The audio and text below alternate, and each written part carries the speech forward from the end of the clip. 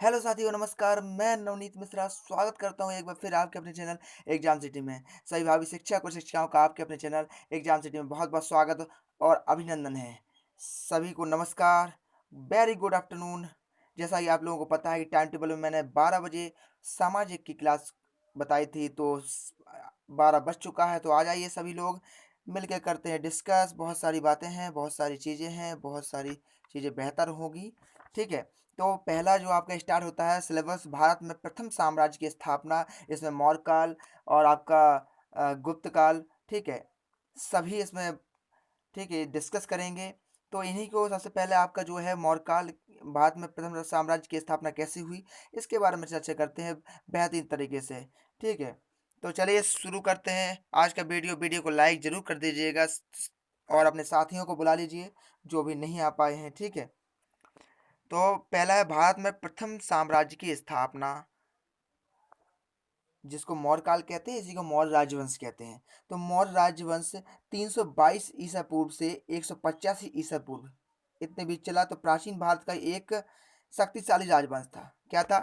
प्राचीन भारत का एक शक्तिशाली राजवंश था, जो 322 से 185 ईसा पूर्व इसका समय रहा। ठीक है, मौर्य राजवंश ने 137 वर्ष, कितना, 137 वर्ष भारत में राज्य किया। इसकी स्थापना का श्रेय चंद्रगुप्त मौर्य और उनके मंत्री आचार्य चाणक्य, जिनका नाम आपने सुना होगा पहले भी अर्थशास्त्र में, बहुत ही फेमस नाम है, कौटिल्य, को दिया जाता है। तो जो इसकी स्थापना है चंद्रगुप्त, अगर बात करें मौर्य काल की, तो इसकी स्थापना का श्रेय चंद्रगुप्त मौर्य, जिनके नाम पर ये, ठीक है, जो राजा थे और जिनके नाम पर ये वंश चला, और उस उनके मंत्री आचार्य चाणक्य, जिनको कौटिल्य कहते हैं, जिन्होंने इनको पूरी सहायता की राजवंश स्थापित करने में। इसके बारे में विस्तृत चर्चा करेंगे। ठीक है, आगे। और यह साम्राज्य, पूर्व में इसके बारे में जान लेते हैं, यह स्थित कहाँ पर है, कहाँ था, कहाँ से कहाँ तक फैला हुआ था। यह साम्राज्य पूर्व में आपका मगध राज्य में गंगा नदी के मैदानों, यानी जो वर्तमान में बिहार एवं बंगाल का जो मैदान है, वहां से शुरू हुआ। ठीक है, कहाँ से शुरू हुआ? मगध राज्य में गंगा नदी के मैदानों, यानी वर्तमान में जो है आपका बिहार और बंगाल में, वहां से शुरू हुआ। इसकी राजधानी पाटलिपुत्र, यानी वर्तमान क्या है, पटना, पटना का पुराना नाम पाटलिपुत्र था। तो उसी, वह इनकी राजधानी हुआ करती थी। 316 ईस्वी ईसा पूर्व तक मौर्य वंश ने पूरे उत्तरी पश्चिमी भारत पर अधिकार कर लिया था। तो 316 ईसा पूर्व में जो मौर्य वंश था, उन्होंने उत्तरी पश्चिमी भारत पर अधिकार कर लिया था। इनमें सबसे बड़ी चीज है, नाम आता चक्रवर्ती सम्राट अशोक के राज्य में मौर्य वंश का बृहद स्तर पर विस्तार हुआ। सबसे ज्यादा विस्तार जो किया है वो चक्रवर्ती सम्राट अशोक ने किया है। तो कितने वर्षों तक किया, इसके बारे में भी चर्चा करेंगे। ठीक है, मौर्य शासकों में चंद्रगुप्त मौर्य 24, यहाँ लिखा हुआ है इसलिए मैं लिख दिया कि 24 साल तक, जो 24 वर्षों तक राज्य किया। ठीक है, चंद्रगुप्त मौर्य ने। बिंदुसार भी आए भाई सब, तो इनका भी 28 वर्ष तक हुआ। अशोक आए, सबसे ज्यादा इन्होंने किया 37 वर्ष। राज्य स्थापित उन्होंने किया था चंद्रगुप्त मौर्य ने। बिंदुसार, ठीक है, पुत्र थे चंद्रगुप्त मौर्य के, और बिंदुसार के पुत्र अशोक। ठीक है, अशोक का बहुत ही प्रतापी राजा हुए हैं, आप लोगों की जानकारी होगी पहले से। तो राज्य किया, यह तीन प्रमुख शासक मौर्य शासकों में प्रमुख शासक माने गए हैं। इनके बारे में विस्तृत चर्चा करेंगे, जीवन परिचय के बारे में भी जानेंगे। ठीक है, तो आज जो जानते हैं इसकी स्थापना कैसे हुई थी, और मौर्यकालीन जो सामाजिक, आर्थिक एवं इनकी धार्मिक स्थिति है वो किस प्रकार की है, थोड़ा देख लेते हैं। मौर्यकालीन सामाजिक, आर्थिक एवं धार्मिक स्थिति के विषय में कौटिल्य के अर्थशास्त्र, मेगास्थनीज का भारत वर्णन तथा विभिन्न अभिलेख जो तत्कालीन भारतीय संस्कृति, सांस्कृतिक स्थिति पर प्रकाश डालते हैं। ठीक है, तो मेगास्थनीज का हो गया आपका, और कौटिल्य का हो गया, तथा अन्य यूनानी विज्ञान विज्ञान भी हैं, वैज्ञानिक हैं, जो जिन्होंने अपना उद्धरण किया है, अभिलेखों प्रस्तुत किए हैं। ऐसे स्रोत मिलते हैं जो तत्कालीन भारतीय संस्कृति और स्थिति पर प्रकाश डालते हैं। ठीक है, साथियों, समझ में आ रहा होगा आपको, क्लियर हो रही होगी। अगर मैं इसकी बात करूं कि मैप की, जो उस समय का मौर्य एम्पायर, मौर्य सम्राट हुआ करता था, मौर्य साम्राज्य कहाँ तक फैला हुआ था, ये देख लीजिए। तो ये 250 बीसी लिखा हुआ है। ठीक है, तो ये मेन कैपिटल थी आपकी, जो रीजन कैपिटल या अदर सिटी इसमें दर्शाया गया है, यहाँ पर ऊपर आप देख पा रहे होंगे इसमें मैप में। और ये इस तरीके से फैला हुआ था। तो ये साम्राज्य था, ये मौर्य साम्राज्य था। अशोक ने काफी विस्तार किया इसका। ठीक है। बाद में अशोक प्रतापी राजा थे और बाद में इन्होंने बौद्ध धर्म भी स्वीकार कर लिया था। इनके बारे में भी विस्तृत चर्चा करेंगे। राजधानी पाटलिपुत्र, वर्तमान समय पटना यानी बिहार में, जो पटना बिहार की राजधानी पटना है, वो पाटलिपुत्र उनकी राजधानी हुआ करती थी। धर्म इनका क्या था? बौद्ध धर्म और जैन धर्म और आजीविक। ठीक है। बौद्ध धर्म क्योंकि उन्होंने स्वीकार किया था इसलिए बौद्ध धर्म भी है। श्रवण धर्म ये भी है। सरकार यहाँ की क्या थी? चाणक्य अर्थशास्त्र और राजमंडल से जो सरकार चला करती थी वो चाणक्य के अर्थशास्त्र के आधार पर थी। ठीक है। और राजमंडल में जो वर्णित राजतंत्र है उसके आधार पर यहाँ की सरकार चला करती थी। क्षेत्रफल की बात करें अगर, तो आपका ये क्षेत्रफल है। ठीक है। तो इस प्रकार का ये क्षेत्रफल है। फर्स्ट जो इतनी वर्ग किलोमीटर का 50 लाख है शायद, 50 लाख वर्ग किलोमीटर का जो क्षेत्रफल है इंडिया में। और जो मुद्रा हुआ करती थी, पढ़ हुआ करती थी। अगर ये पूछ लेता है कभी कभी एक नंबर में या बहुविकल्पी क्वेश्चन में, क्या जो कि मौर्य साम्राज्य में जो मुद्रा थी, प्रचलित मुद्रा का नाम क्या था, तो आप बताएंगे, क्या बताएंगे? पढ़। पढ़ जो मुद्रा थी वो मौर्य साम्राज्य में चला करती थी। ठीक है।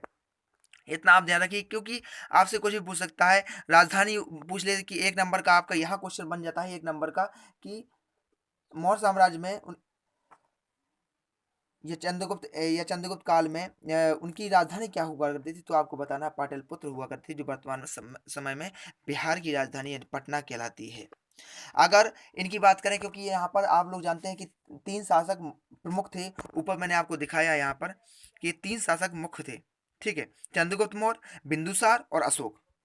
ठीक है। चंद्रगुप्त मौर्य, इनको हाईलाइट भी कर लिया गया। अगर नोट्स आप बनाते तो इनको हाईलाइट कर लीजिएगा। और नहीं बनाते तो मैंने टेलीग्राम पर चैनल पर लिंक शेयर कर दूंगा और साथ में नोट शेयर कर दूंगा, तो वहाँ से आप प्राप्त कर सकते हैं और बेहतरीन तरीके से नोट तैयार कर सकते हैं। अगर नहीं करना है तो इसे आप दोबारा रिपीट कर सकते हैं।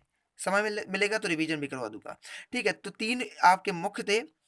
और उनके बाद अगर बात करें पूरे शासकों की, तो किस प्रकार से मौर्य शासकों की सूची मैंने तैयार कर रखी है यहाँ पर आप लोगों को दिखाने के लिए। तो उदाहरण के लिए पहला आपका चंद्रगुप्त मौर्य, जिन्होंने आप स्थापना की मौर्य साम्राज्य की भारत में। 322 से 298 ईसा पूर्व यानी 24 वर्ष रहा इनका कार्यकाल। बिंदुसार ने 298 से 271 ईसा पूर्व यानी 28 वर्ष का कार्यकाल रहा। और अशोक का सबसे ज्यादा कार्यकाल रहा 269 से 232 ईसा पूर्व, जो 37 वर्ष का था। ठीक है। इन्होंने प्रतापी राजा की बात करें तो चंद्रगुप्त मौर्य प्रतापी राजा हुए और अशोक सबसे ज्यादा प्रतापी राजा थे, जिन्होंने अपना साम्राज्य का विस्तार काफी दूर दूर तक किया। ठीक है। और इनके बाद देख लेते हैं तो कुणाल भी आए। कुणाल आपके 232 से 228 ईसा पूर्व 4 वर्ष राज करके चले गए। दशरथ, इनके पुत्र आए 228 से 224 ईसा पूर्व, 4 वर्ष राज किया। फिर संप्रति आते हैं जो 224 से 215 ईसा पूर्व यानी 9 वर्ष राज करते हैं। यह थम गए, काफी हद तक इन्होंने विस्तार किया। और इसके बाद सालिसुक, सालिसुक का नाम भी इतिहास में काफी देखा जाता है कि सालिसुक भी आए, जिन्होंने 215 से 202 ईसा पूर्व यानी 13 वर्ष तक राज्य किया और अपने साम्राज्य का विस्तार किया। उसके बाद आपके आते हैं देव वर्मन, जिन्होंने 202 से 195 ईसा पूर्व यानी 7 वर्ष तक अपने राज्य का विस्तार किया और 7 वर्ष तक राज्य किया। शतधन्वन आते हैं जो 195 से 187 ईसा पूर्व यानी 8 वर्ष तक राज्य करते हैं। उसके बाद आते हैं जो अपने इनके 10वें शासक थे बृहद्रथ, जिनका समय रहा 187 185 187 से 185 ईसा पूर्व यानी 2 वर्ष का। अब यहाँ से एक क्वेश्चन बनता है आपका, एक नंबर का बन जाता है, या तो आपका बहुविकल्प में पूछ लेता है या फिर आपका अति लघुत्तरी में पूछ लेता है कि मौर्य काल में या मौर्य समाज के अंतिम शासक का नाम बताइए। तो अंतिम शासक का नाम आपका हो जाता है बृहद्रथ। और इनका समय था 187 से 185 ईसा पूर्व और 2 वर्ष का तक इन्होंने अपना राज्य किया। ठीक है। तो ये मुख्य 10 थे जो शासक थे, इन्होंने जिनका वर्णन मैं आपको बताया कि किस प्रकार से ये इनका राज्य रहा। ठीक है। तो टेलीग्राम पर यहाँ मैं सबकी वो भी प्रोवाइड करवा दूंगा, आप लोग इस ज्वाइन कर लीजिएगा एग्जाम से स्क्वाड पर। यहाँ पर पीडीएफ मिल जाएगी आपको टेलीग्राम पर। ठीक है। आगे का क्या होता है कि जो यहाँ की इनकी सामाजिक स्थिति कैसी थी, आर्थिक स्थिति कैसी थी, और उसके बाद आपकी आती है, ठीक है, सामाजिक और आर्थिक। और उसके बाद आती है आपकी धार्मिक स्थिति कैसी थी, रिलीजियन कंडीशन कैसी थी, इसके बारे में चर्चा करेंगे।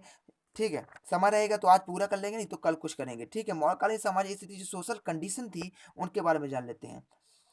तो पहला आपका वर्ण एवं वर्णाश्रम व्यवस्था। मौकालीन सामाजिक स्थिति के बारे में पूछता है तो आपका वर्ण एवं वर्णाश्रम व्यवस्था। अपन लोगों को पढ़ना इसलिए पूरा पड़ेगा क्योंकि एक-एक नंबर के क्वेश्चन जो बनते हैं इन्हीं के अंदर से बनते हैं, पूरा इन्हीं के अंदर से आएगा आपका 1 नंबर का क्वेश्चन। और हालाँकि अगर 2 नंबर पूछ लिया उन्होंने कि मौर्यकालीन सामाजिक स्थिति कैसी थी? तो 2 बिंदुओं के बारे द्वारा बताइए, तो आपको लगभग 2-3 पॉइंट लिखने पड़ेंगे जिससे तभी आपका भला हो पाएगा। तो पहला आपका वर्ण एवं वर्णाश्रम व्यवस्था, तो इसको देख लेते हैं। मौर्यकालीन जो सामाजिक स्थिति थी, सोशल कंडीशन, उसके बारे में वर्ण एवं वर्णाश्रम व्यवस्था कैसी थी? तो वर्ण एवं वर्णाश्रम व्यवस्था मौर्य काल तक पूर्ण रूप से विकसित हो चुकी थी। कौटिल्य ने धर्मशास्त्रों के समान 4 वर्णों का ही वर्णन किया है। जो कौटिल्य के धर्मशास्त्र हैं, ठीक है? कौटिल्य ने जो अपने शास्त्र हैं उसमें वर्णन जो किया है वो धर्मशास्त्रों के समान है।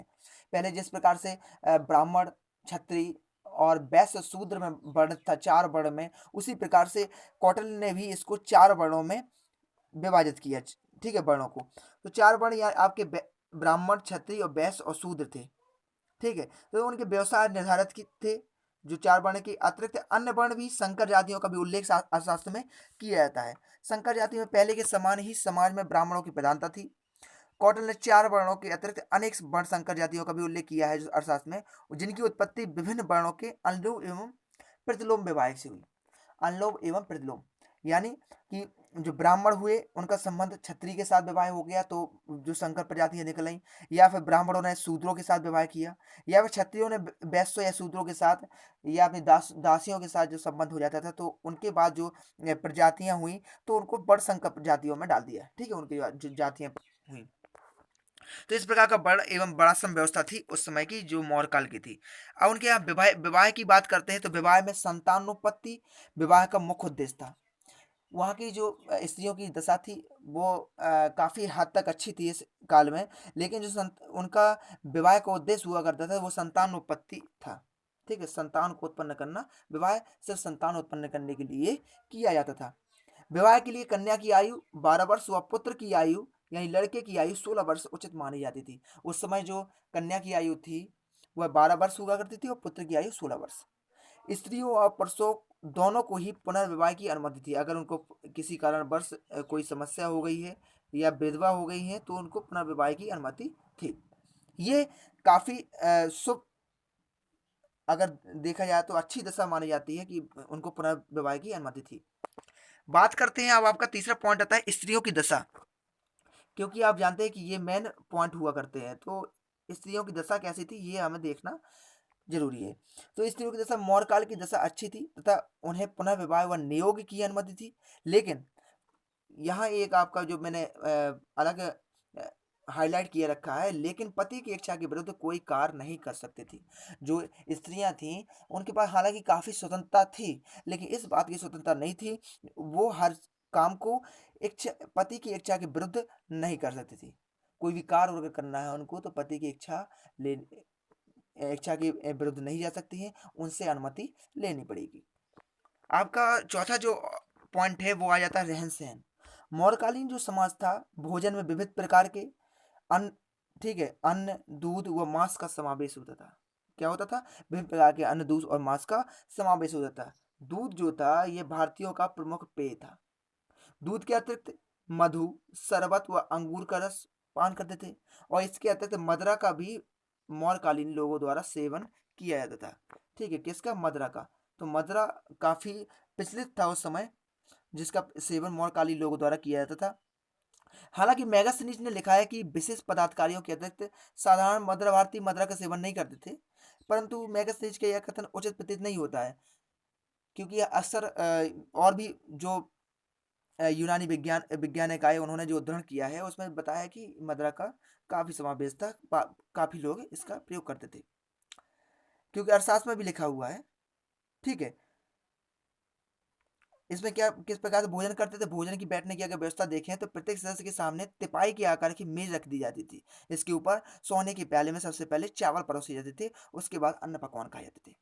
जो सोने के पात्र था उसमें चावल परोसे जाते थे, उसके बाद अन्य पकवान ग्रहण करते थे। तो इस प्रकार का रहन सहन कुछ था जो मौर्यकाल में था। ये इंपॉर्टेंट पॉइंट थे तो जिसमें मैंने आपको बताया है। अगर दास प्रथा की बात करें, क्योंकि ये इंपॉर्टेंट हो जाता है, दास प्रथा की अगर की बात करें, दास प्रथा किस प्रकार की थी देख लेते हैं। दास प्रथा का दास प्रथा का ज़्यादा कुछ वर्णन नहीं है, लेकिन दास प्रथा का प्राचीन भारतीय सामाजिक जीवन में महत्वपूर्ण स्थान रहा है। दास प्रथा, क्योंकि जो भी राजा हुए हमेशा उनके पास दास हुआ करते थे, तो दास प्रथा यहाँ भी थी, लेकिन ज़्यादा वर्णन नहीं किया है। मौर्य काल में प्रचलित थी, यद्यपि यूनानी लेखकों ने इसका उल्लेख नहीं किया है। मौर्यकालीन सामाजिक जीवन की सर्वोच्च विशेषता नैतिक स्तर पर थी। ठीक है। जो और डायोडोरस ने भी लिखा है कि कानून के अनुसार भारत में कोई भी किसी भी परिस्थिति में दास नहीं हो सकता, ये उन्होंने इस प्रकार से लिखा था। तो इस प्रकार से और स्ट्रैबो ने भी लिखा है कि चूंकि उनके पास भारतीय दास नहीं आता, उन्हें बच्चों की अधिक आवश्यकता होती है।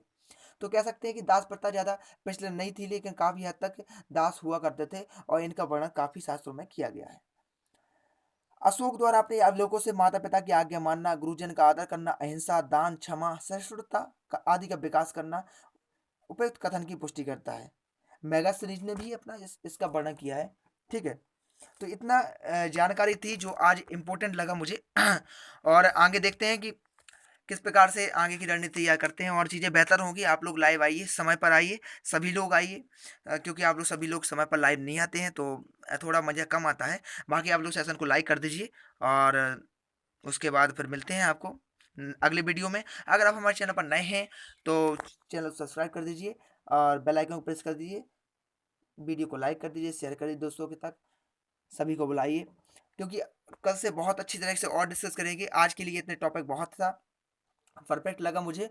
और वीडियो अच्छी लगी तो लाइक जरूर कर दीजिए, कमेंट करके बताइए कि वीडियो कैसी है। अगर आपको कोई समस्या होती है तो आप हमारे व्हाट्सएप पर या टेलीग्राम पर अपना जुड़ सकते हैं और वहाँ से समस्याओं का समाधान होगा। आप कमेंट सेक्शन में भी अपना समस्या बता सकते हैं। ठीक है। तो मिलते हैं फिर नई वीडियो के साथ, तब तक के लिए जय हिंद, जय भारत।